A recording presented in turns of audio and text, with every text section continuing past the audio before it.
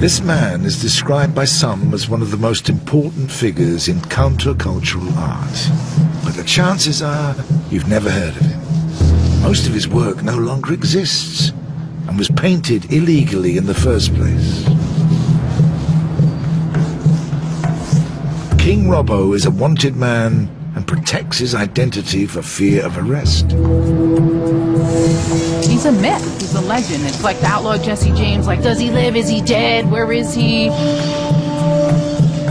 He's one of the pioneers of graffiti writing, a movement that champions freedom of expression and can be seen on street corners all over the world. I do class myself as an artist, but also I can be a vandal at times, you know, when I let that little monster out of the cage. This is Banksy, the enigmatic street artist who also came from graffiti, but has sold a popular and commercially successful version back to the world.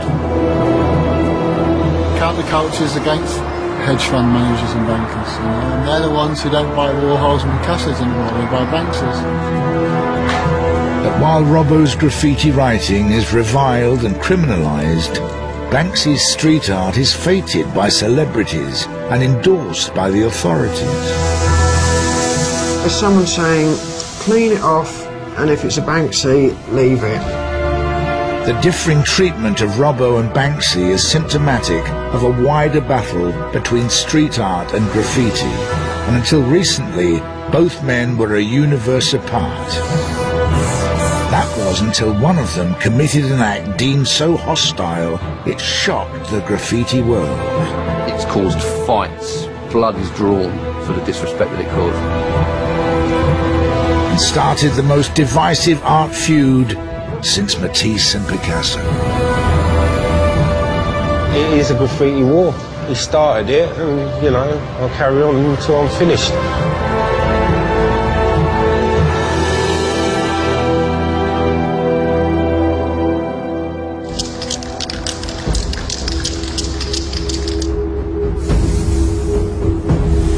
King RoBBo is an international graffiti legend who's kept his identity secret from the authorities for over 25 years. A founding father of the British graph scene, he achieved infamy and respect in equal measure during the 80s, when his tag appeared all over London's trains and underground system. This is the tag, the R, the O, the B, the B, and the O. And there's my little devil tail that comes through it. This is your basic tag. Well, it's not a basic tag, that's the best tag you'll ever see. After a tag, you'll get the one letter throw up. Yeah, there we go. And it's all just one movement. It's to be done quickly, and it's a baby R. It's my baby. This was like my trademark in the 80s. It was on every train going.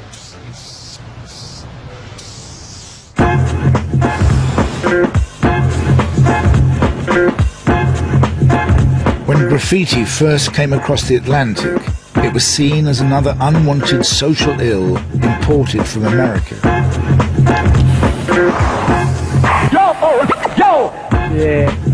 For the teenage RoBBo from a tough London council estate, bombing the trains was the way to raise a big middle finger to authority, as well as an opportunity to get his art seen by as many people as possible. An art gallery on wheels.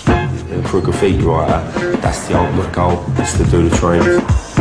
If you've got a piece running across London, you've got hundreds of thousands of people who are going to see it. I mean, a piece of artwork running live for everyone to see. And that's nothing more exciting than that, you know? You catch the last train to whatever yard you was going to. You check it all out, make sure there was no police creeping around or anything. Under the cover of darkness, usually very little light, you'd go to work doing your pieces. You might do 20 or 30 trains. That's just bombing, bombing, bombing, bombing. And I was doing that for years. You live graffiti 24/7, where you could get caught at any moment. You're living on the edge. It was about the adrenaline rush out of it. Better than drugs and drink, and that was my drugs and my drink. It was going out doing graffiti. Yo!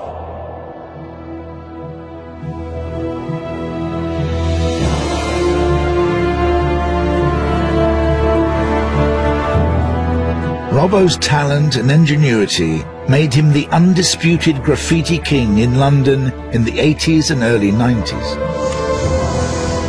The reason RoBBo has got so much respect is because he worked out how to get in pretty much every train yard in London, you know. Before anyone else was going to any of the yards, he was the one who worked out, you know, how to get in, how to get out, how to do it properly. He was the one who smashed it all city. Like, you can't really have any more respect for anyone, and anyone who's got the most remote idea about how graffiti works would automatically know that.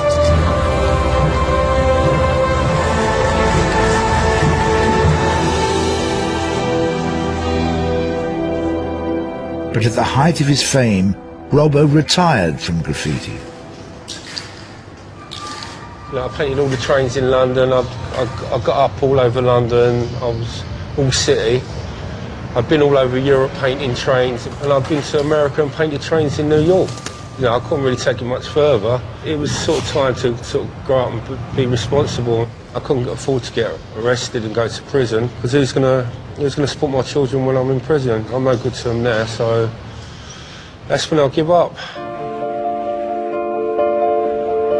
All of his work gradually vanished from the walls and trains of London, except for this piece. Painted in 1985, underneath the British Transport Police headquarters on a barely accessible spot of Regent's Canal, it stood largely untouched, becoming the oldest piece of graffiti in London and a testament to RoBBo's legendary status. Even in retirement, RoBBo was revered by new writers coming onto the scene. But then one night, he met a young artist from Bristol called Banksy. So I was at a place called the Dragon Bar down Old Street. I was introduced to a couple of guys, and they was like, well, it's such an honour to meet you and stuff, you know, they was paying respect. When I was introduced to Banksy, I went, oh yeah, I've heard of you, mate, how you doing? And he went, well, I've not heard of you. Whenever I met someone, whether I heard of them or not, I always said I did hear of them. I never put no one down. And he dismissed me as a nobody, a nothing. So with that, I slapped him. I went, what, you ain't heard of me? But you won't forget me now, will you? And with that, he picked up his glasses and he ran off.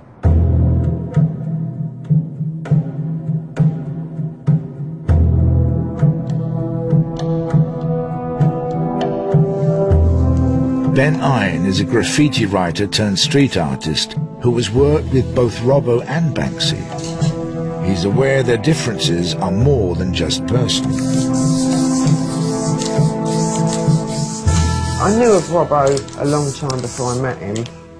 He was definitely one of the graffiti writers that I would kind of look up to. I've been out painting with Banksy a few times.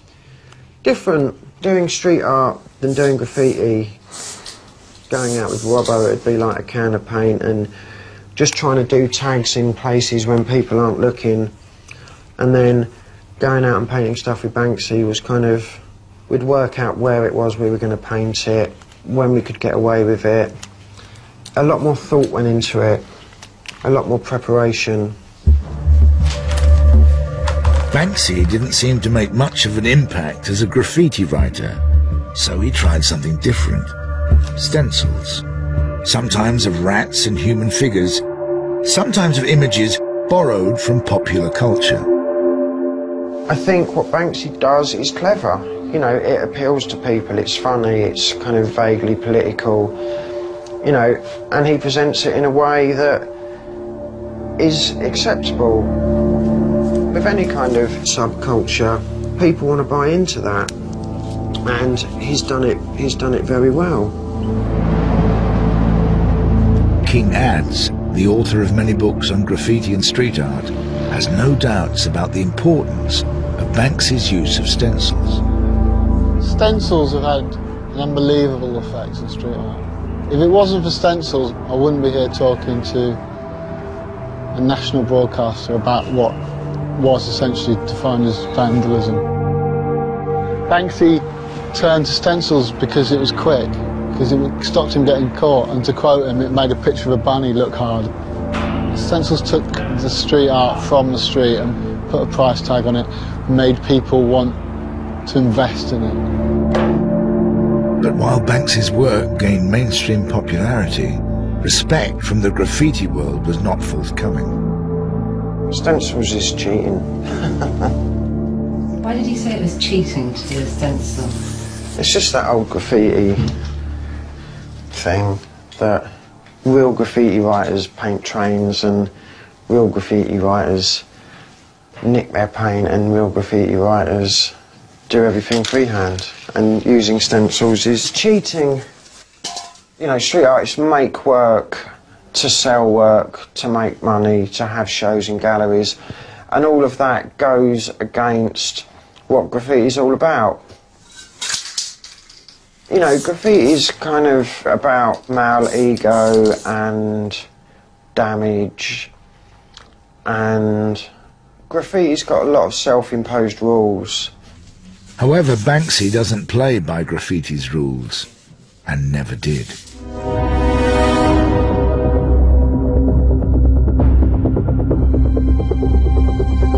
In this book, published in 2009, RoBBo told the story of the Dragon Bar fight for the first time, some 10 years after it happened.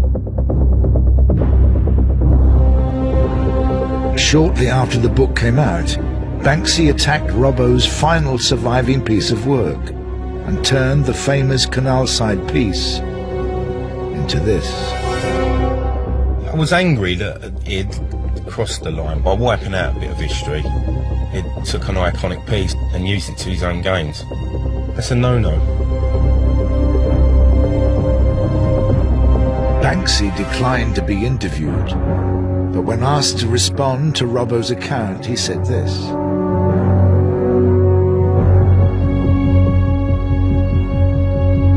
Banksy also supplied this photograph and says the canal piece was in such a bad state he didn't realise he was painting over a piece of London history.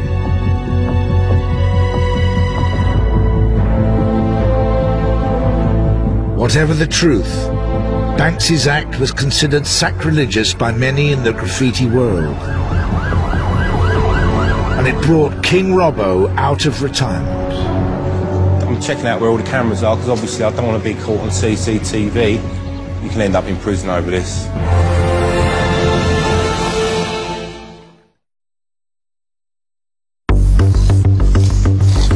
Graffiti writing has a strict code of conduct. One of the most important rules is that you never incorporate a piece by another artist into your own work without their permission. As Banksy did to RoBBo. Well, for a piece to exist for 25 years in central London is like an Aztec temple or a Mayan ruin. RoBBo's old piece was there for years. It was like an institution. That was just downright wrong. That is a calculated diss. The thing about graffiti is that it's territorial. It's like a dog pissing on a lamppost, you know, it is. RoBBo's piece has been up since the 80s, and Banksy came along and toyed with it. In the graffiti world, Banksy doesn't have the right to come and do that. With us graffiti writers, there is a code of conduct, and if you was going to go over someone, you'd totally get rid of that piece and produce something new there. You want to incorporate their piece into your... If you do that, you're asking for trouble. RoBBo was so incensed by Banksy's disregard for the rules of graffiti, he decided to fight fire with fire. This is where the artistic side of that argument developed. Within a week I come back, I jumped on a Lilo. It was Christmas Day morning, about 5 o'clock. I was drenched and freezing cold, and I converted his wallpaper paster into him putting up King RoBBo. And then he put the FUC in front of the king, so it was fucking RoBBo. So I thought I'd come down here and get rid of the FUC, But now he's just had enough and he's painted over it. It may have been Banksy or his fans, but the graffiti war continued along the canal. Banksy put quite a good one, actually. It was, I don't believe in global warming. Blanked out the global, and I turned it into war. So it said, I don't believe in war. And next year I went, it's too late for that, Sonny. He painted over it all and then put a bird with a roller head. And then I come back and I put, he's not the Messiah, he's a very naughty boy. RoBBo, Team RoBBo. Team RoBBo, it stands for anyone that believes Banksy done a wrong move by using someone else's artwork. And once you agree with that, you're Team RoBBo. It's a loosely knitted thing. It ain't a crew where you've got to be invited into it. This one here had an huckleberry fin fishing and he pulled out Banksy tag. I got rid of the Banksy tag and I put a placard up there saying street cred. He's not got no street cred with real rioters because they just think he's a sellout who lives off graffiti. When I put street cred, he put a no fishing sign. It's pretty lame, really. What started off as tit-for-tat one-upmanship between RoBBo and Banksy degenerated into a wider battle of vitriol and personal insults between Team RoBBo and Banksy's fans. Then RoBBo called into question Banksy's artistic integrity. He nicked the rats from Blek the Rat from France. He was the original rat stenciler. So I thought Banksy the Rat, so everyone gets the connection with Blek and Banksy.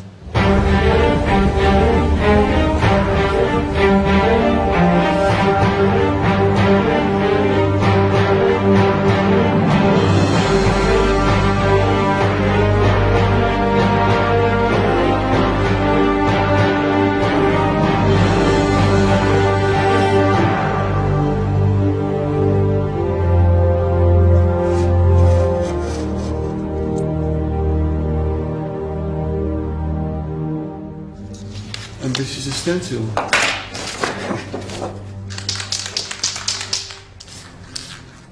This is my original rat that I used to spray in the streets of Paris in 1981. As an art student in the 70s, Blek visited New York. The graffiti he saw there inspired him, just as it would RoBBo to produce his own graffiti. But Blek wanted to create a new style. Instead of freehand letter writing, he used stencils, first of rats, then of human figures, often with a socio-political message. One of the pivotal moments of street art was when Blek was inspired to start stenciling full-size figures in the street. That's when street art began to find its voice. It wasn't a tag, it was saying something.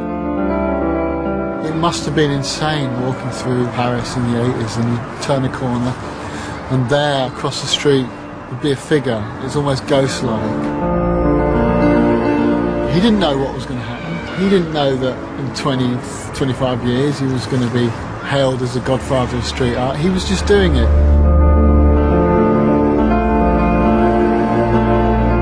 Nor did Blek realise that his own very individual style would be so closely replicated on the streets of Britain.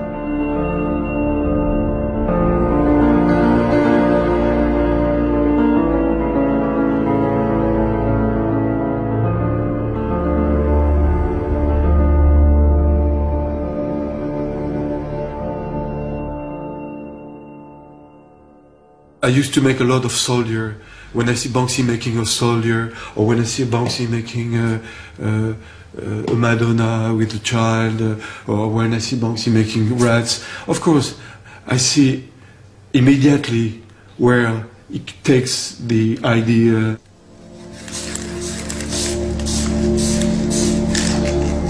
Banksy declined to comment on this, but in the past, he acknowledged his debt to Blek in a newspaper interview.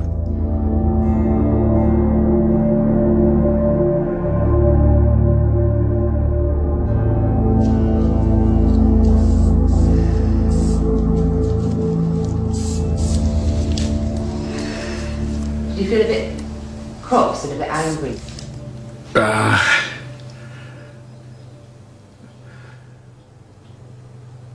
It's difficult to say, you know. A little bit, yes, of course, because when you're an artist and you use your own techniques, it's difficult to find a technique, a style, you know, in art. So when you have a style and you see that someone else is taking your style and reproduce it, you don't like that. I'm not sure about his integrity, you know. With the Banksy RoBBo thing, as an artist, is that a very bad thing if you have a piece that's 25 years old? To have something painting? Yeah. It's absolutely terrible. Maybe he has to show his face now and say, I'm Banksy, and show that kind of guy he is. Because it's true that some people say, oh, Banksy is a prick, and other people have, a lot of young people, they consider Banksy like a god.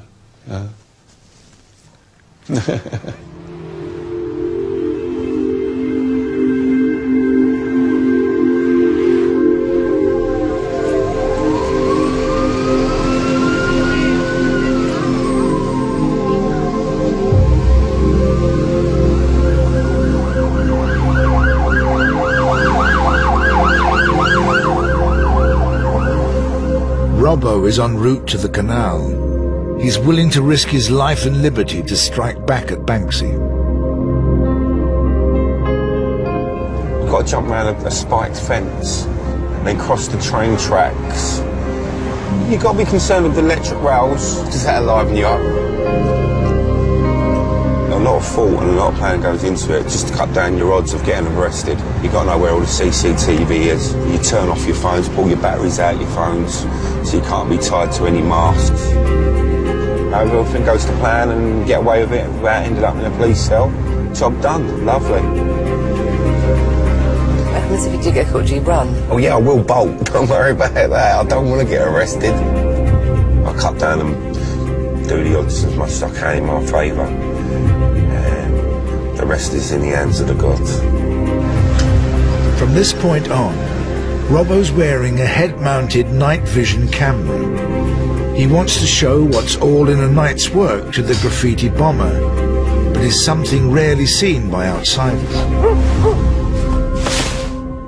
If caught, RoBBo could face years in prison.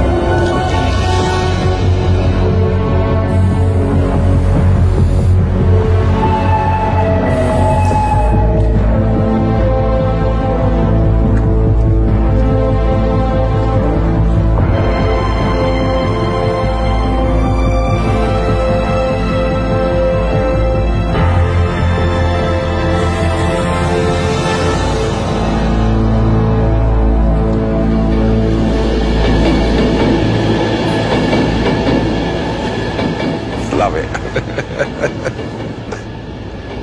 I love the excitement. I just got to let that little animal out of the cage now and again for the juices to flow, do you know what I mean?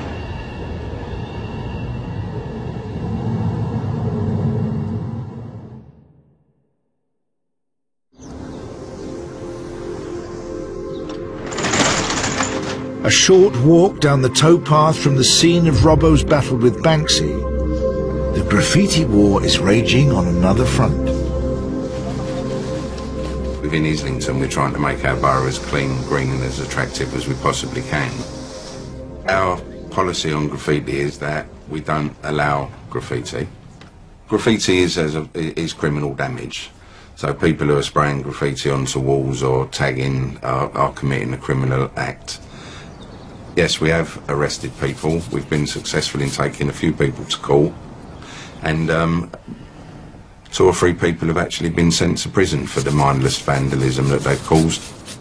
Above the graffiti writing that Martin and Darren are removing, a piece of street art is being left alone. Some people might say they're more or less the same. Why are you taking one off and not the other one? Yeah, that is the argument with art, or what you call art or graffiti. I mean, to me, personally, you should remove everything, really.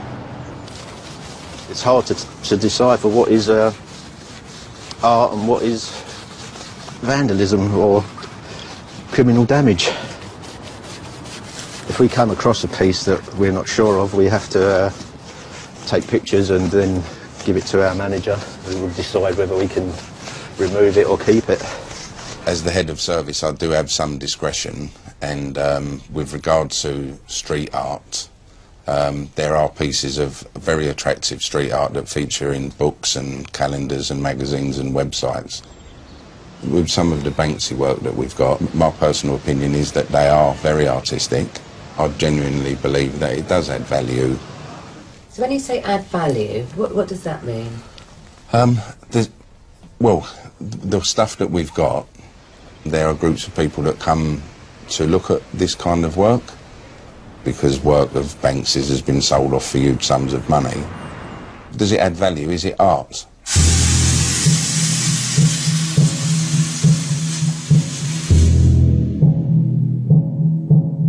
Graffiti writers see the approach by councils across the UK as double standards. Writers routinely attack Banksy pieces in the street, leaving the onlooker in no doubt as to which guerrilla artist they support in the graffiti war. It keeps Kenny's council very busy. I think with some of the Banksy pieces that we've had vandalised, we have occasionally gone round there and repaired them. So, for example, there was one where it was the museum attendant who had a mirror behind him, and somebody actually wrote something offensive on the mirror. Well, we could have easily have just painted the mirror out with white paint or whatever colour paint it was, but then the piece wouldn't have made any sense. So what the guys carefully did was actually paint out the slogan or the rude word so that the piece was whole again. It's got to a stage where graffiti is still 100% outlawed and it's still illegal, unless you're Banksy, when it's celebrated and preserved. Which is, you know, that's good for Banksy, but it's kind of unfair on all the writers, because whether it is graffiti, whether it's street art, you know, when you come up before the judge, does the judge ask for a definition? Is he a graffiti artist or is he a street artist? Is he street artist? Oh, that's okay, we'll let you off. Graffiti? No.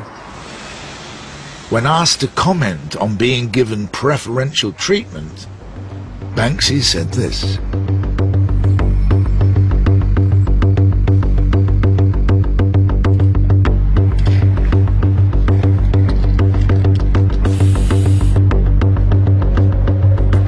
RoBBo is preparing to attack another Banksy piece. Where's the camera looking? But while Banksy is protected under Perspex, RoBBo risks arrest and prosecution for criminal damage. See how quick and easy it is to do a stencil. No skill whatsoever. Someone seems to be stopping and looking. Fucking hell. It's looking off the bus at me. Right, mate? Yeah. Are you Banksy?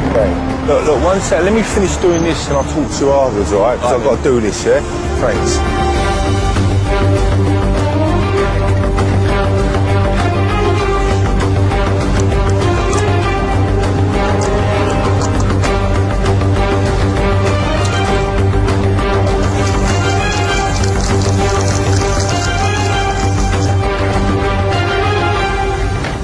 It's as easy and simple as that on a stencil.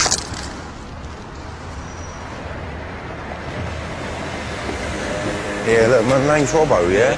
been having an argument with Banksy for years, since back in the 90s. I fell out with him.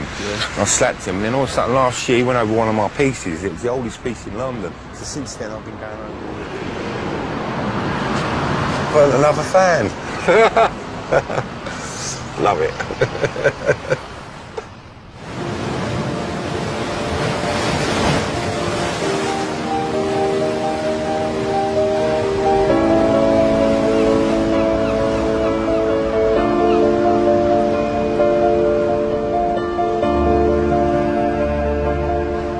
Why has it got perspex on it?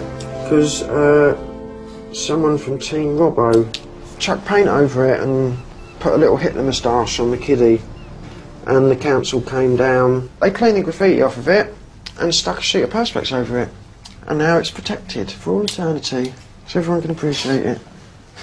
Which is quite funny. The irony of councils cleaning graffiti off of street art and then protecting it. It's pretty mad. But it's gone beyond the realm of local politics. Barack Obama used street art to become president. David Cameron used street art to become his friend. Yeah, I've got a painting in the White House. So do you know where it's hanging? Toilet. In this room of unwanted gifts, I don't know. I don't know. This is called 21st Century City, painted by Ben Ein and given to Barack Obama by David Cameron in 2010 on his first state visit to Washington. I thought it was quite interesting because I'd obviously been arrested a few times and I've got a criminal record. Before his international success as a street artist, Ben was an infamous graffiti writer. That was the thing that got me arrested loads and loads and loads. I used to run around everywhere tagging that. How many times did you get arrested? Quite a few, maybe as many as 20.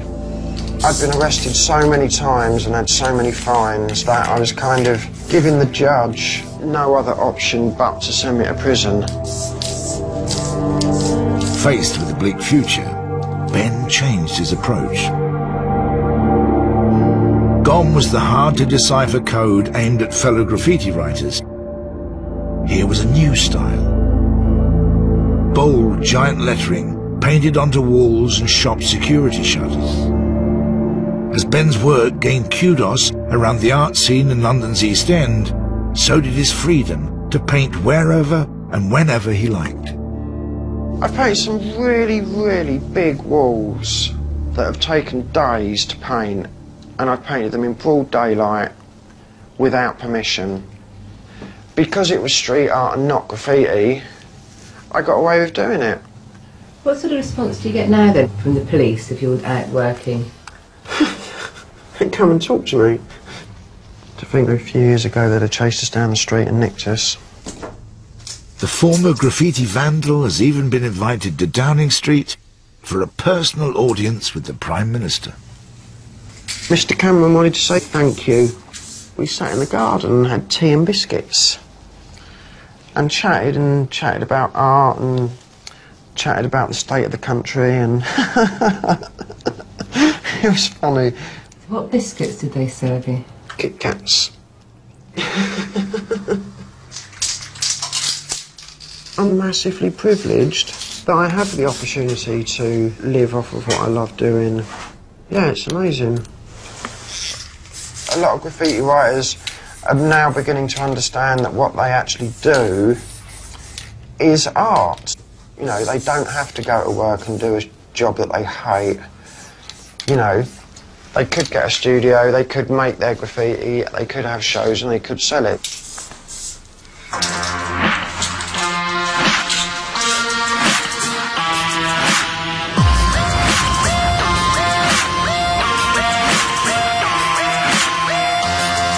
This is Mecca for the world's best street art and home to the galleries that bring it to a wider audience. An audience RoBBo is now keen to engage.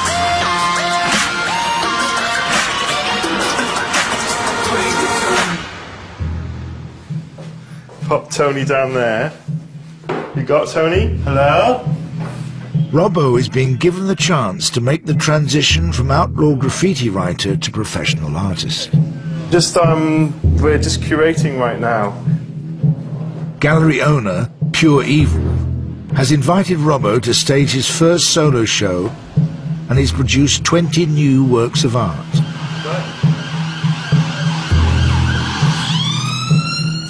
Tomorrow, they go on sale to the public. Oh, they do look nice up. You make an entrance, don't you? Make a big entrance. This gallery helped to establish Banksy as a selling artist. The fact RoBBo is now exhibiting here has not gone down well with the stenciler's hardcore supporters. Banksy's fans, they're talking about coming to the gallery and flinging paint over all the artwork. Do you think they will come down and fling paint on it? Not when I'm here, they won't. I'm putting my head on the block because everyone's expecting graffiti and that, but I'm showing people that I'm more than just a graffiti artist, you know? Yeah, how bad would that be, making money out of something you love doing? The future RoBBo wants, where he makes a living from his art, depends on whether or not this show is a success. So I'm on the eve, life-changing fucking experience, really. I never thought I'd ever do this. That art, when I was doing it, I never thought I'd see that in a gallery. I just wanted to see it on every train. Now look, it's hanging up. It's all about the art, baby. The art. I just hope everyone comes and has a good time, and, you know, with an open mind. Let me into their world. That'd be nice.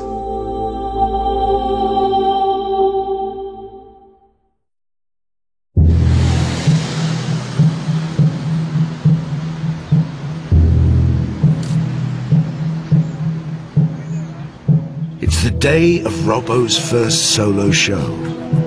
With so much riding on its outcome, he's waiting anxiously in a bar around the corner. I've actually had to borrow funds from people to make this work. I've put everything into it now. I've put all my time and money that I've not really got to do all the canvases and the painting. So I do need to sell something to make it happen, to pay back the bank manager. Tremendous. I mean, he shows us different styles, I think. I mean, you can see the old stuff compared to all the new, and yeah, he's got talent. A lot more than certain other people can mention. I think if I was going to buy anything, I'd buy that one, definitely, and maybe that one.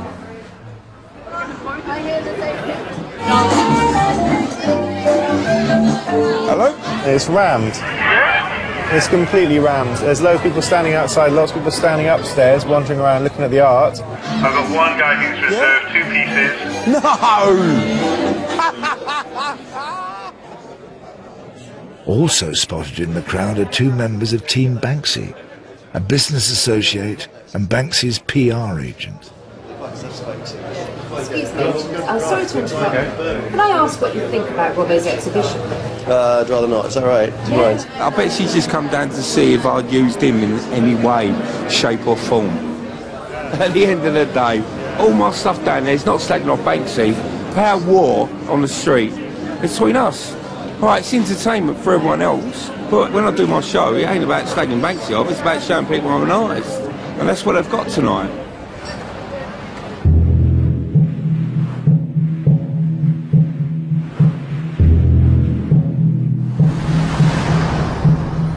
Following the success of his solo show, RoBBo's ambition to work as a professional artist looks like becoming a reality.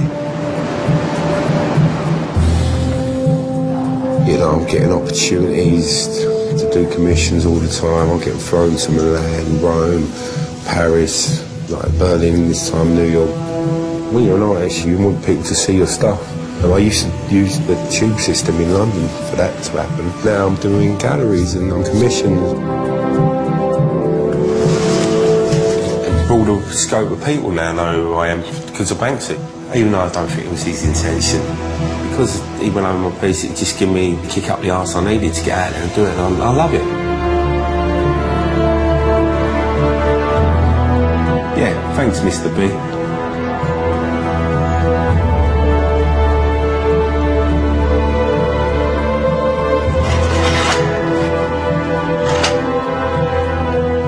RoBBo's been commissioned to promote a film premiering at the Berlin Film Festival, and is painting a portrait of the film star on this wall.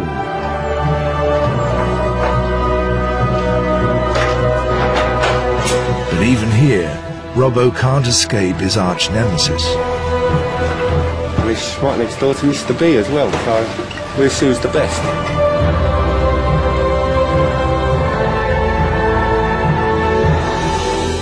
Let the art talk for itself. I'm going to do it freehand, whereas he can only stencil.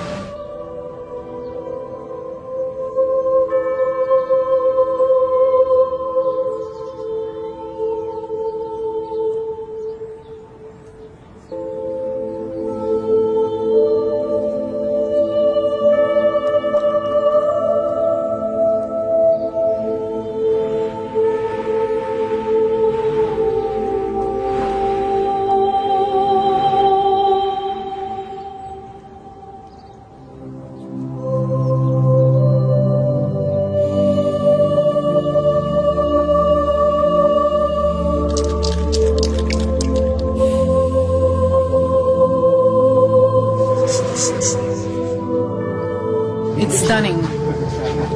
I'm excited for her to see it. Very pleased. I mean, like, come on. Who wouldn't, right?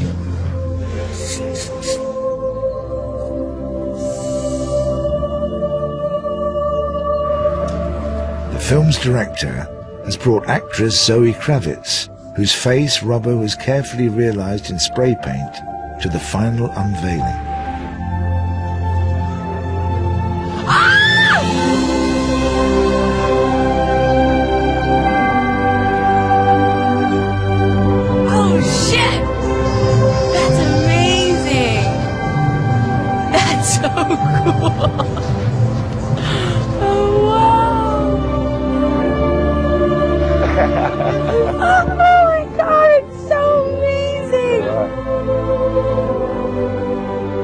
You know, he stands out for a reason, that his talent shows through his work, and you know, I think it's just the beginning for him, and I'm honored to be part of it.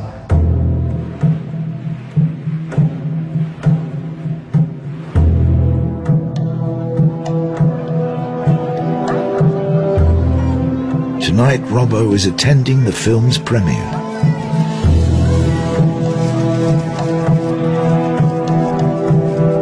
The only red carpet I've ever been on is during the 70s in my granddad's house.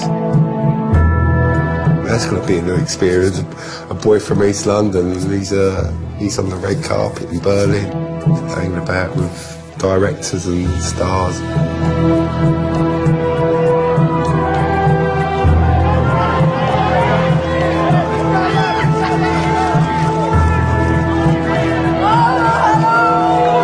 I'm in a really good place in the world. I'm really enjoying it.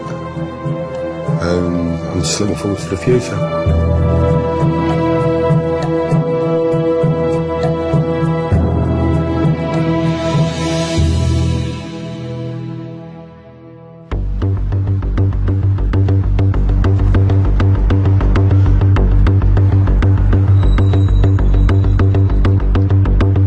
Banksy's gone over my piece yet again, and he's replaced it by what you see over there. He ain't trying to be better than me with graffiti. He'll come and do something like that, some stencils and some chalk, you know. But, you know, I could do that. Who knows, I might even do it.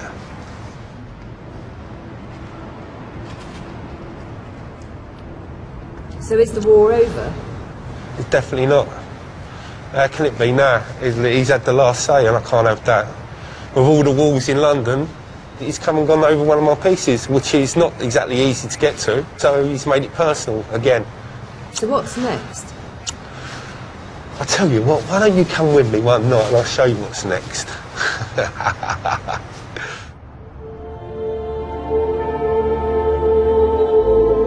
RoBBo would never get his chance to retaliate against Banksy. Just days after this filming took place, he was found unconscious in the street with life-threatening head injuries. And he's been in a coma ever since.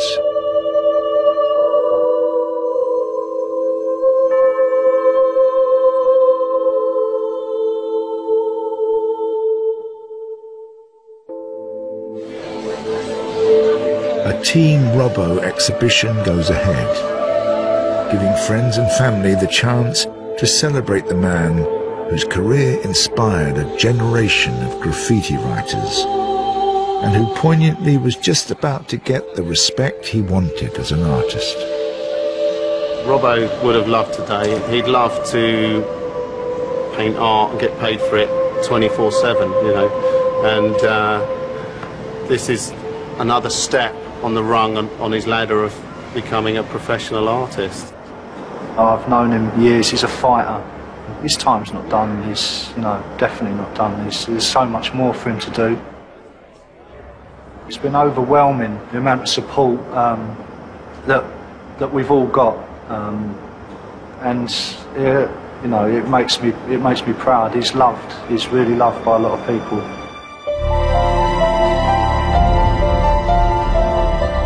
Out on the streets, the graffiti community is showing support by paying tribute to its king.